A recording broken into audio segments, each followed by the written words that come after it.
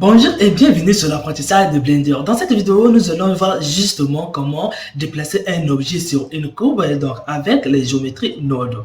Donc, avant déjà de commencer, vous allez voir ici, vous pouvez déplacer, mais ce n'est pas ce que je voulais dire. Avant de commencer, il faut savoir que cette vidéo va se passer en deux versions. Cette première version va vous permettre de voir déjà comment on déplace un objet sur une courbe. Donc, on va faire les choses de manière rapide. Et on aura la deuxième version de cette vidéo qui va être que je vais publier justement après cette vidéo, qui va vous permettre de déplacer un objet. D'ailleurs, c'est pas déplacer, mais ça va vous permettre de comprendre ce que nous allons faire, de comprendre en détail les nœuds que nous allons utiliser. Donc, j'espère que vous avez compris. Vous pouvez retrouver le lien de la vidéo, donc de la deuxième version, juste en description. Donc, pour cela, on a notre objet que vous voyez ici. Donc ici, si j'enlève tout, ici, ça va nous permettre d'indiquer la courbe qui va déplacer notre objet. Ici, vous pouvez déplacer votre objet comme vous le voyez ici. Ici, vous avez facteur, ça veut dire quoi? Ça, si, donc quand j'enlève ici, vous voyez bien la position qui est donnée ici. Mais quand vous indiquez, votre objet suit bien la direction de la courbe. Mais si vous voulez utiliser la position de départ, vous pouvez l'utiliser avec facteur qui vous permet de faire un passage. Alors ici, ça va vous permettre de déplacer, mais ça va pas vous permettre de déplacer, mais si par exemple vous arrivez à la fin, vous voyez bien l'objet s'arrête. Mais si vous voulez que l'objet puisse aller jusqu'à l'infini, et là vous pouvez le faire. Donc j'espère que vous avez compris cela. Alors, nous allons passer à un projet qui compose seulement un objet, une lampe et une caméra. Maintenant, ce que nous allons faire, nous allons créer une courbe.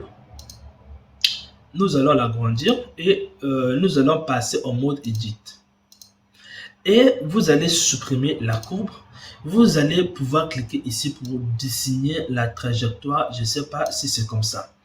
Et une fois que c'est fait, ce que nous allons faire ici. Donc, désolé, j'ai mal dessiné. Donc, je m'arrête comme ça.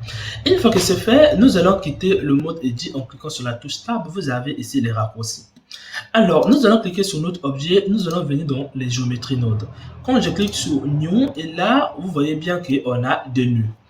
Alors, ce nœud représente l'état de notre objet au début, donc ce que vous voyez ici, et l'état, ça c'est l'état de notre objet, donc l'état final, c'est que vous allez avoir comme résultat. Alors, une fois que c'est fait, vous allez venir dans ce que nous devions faire. Nous voulons déplacer notre objet sur une courbe, donc vous allez venir dans les géométries. Ici, vous allez prendre le nœud qui s'appelle cette position. Une fois que vous avez déposé ici, maintenant, ce que vous restez à faire, c'est d'importer votre courbe. Donc, pour importer la courbe, si vous n'arrivez pas, vous pouvez le mettre comme prendre et déposer ici. Au cas contraire, si vous n'arrivez pas, vous allez venir dans les inputs. Ici, vous allez venir dans Object Info. Et là, vous allez cliquer, indiquer la courbe. Et là, vous avez votre courbe. Donc, pour cela, une fois que vous avez votre courbe, on va prendre le nœud qui va permettre de déplacer un objet sur une courbe. Donc, vous allez venir dans Curve et vous allez prendre Simple Curve.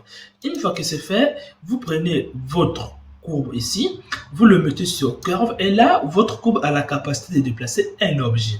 Maintenant, ce que nous allons faire, puisque ça c'est un nœud qui permet de déplacer un objet, on va juste indiquer là où notre objet va aller se placer. Donc, on prend la position et là, on met ici et là, notre objet est allé se placer à la position où on l'a indiqué. Le problème est seulement que votre objet a disparu. Donc, pour le faire réapparaître, vous allez venir dans Géométrie, vous allez le convertir en instance. Donc, tout ce que je suis en train de dire ici, je l'explique très en détail dans la prochaine vidéo. Donc, j'espère que vous avez compris. Donc, ça, c'est juste pour réaliser quelque chose de manière rapide. Alors, une fois que vous avez fait ici, vous avez votre caméra. Le problème est seulement que votre caméra ne se place pas sur la courbe. Donc, pour que ça se place à la courbe, vous devez cliquer sur Relative. Et là, votre objet, votre caméra s'est placée ici. Pour le déplacer, vous avez ici longueur. Donc, quand vous allez le faire ici, vous voyez bien l'objet se déplace. Tout comme vous pouvez faire en sorte que donc ça c'est déplacé à une certaine distance. Et tout comme vous pouvez faire en sorte que ça c'est 0% et ça c'est 100%, donc à des valeurs, à des pourcentages. Donc là, je peux aller jusqu'à 100% de la courbe ou encore arrêter à 0%. J'espère que vous avez compris.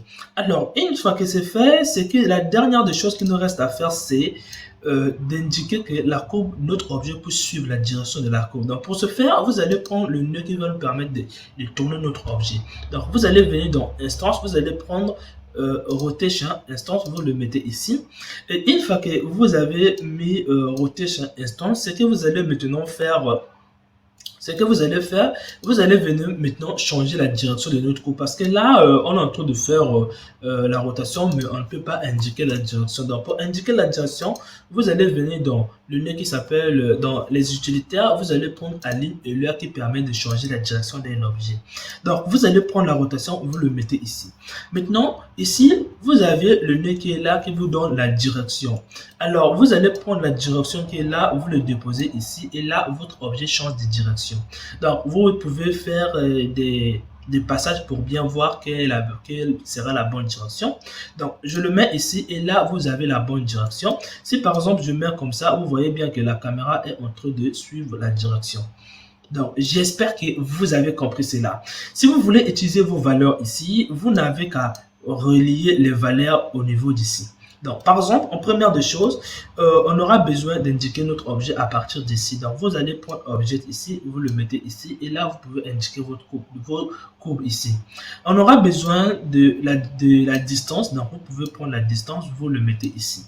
Donc, ici, imaginez, ceci va vous permettre de décaler. Par exemple, vous voulez le faire monter un peu sur Z comme ça. Et lorsque vous allez déplacer, parce que là, j'ai déplacé facteur.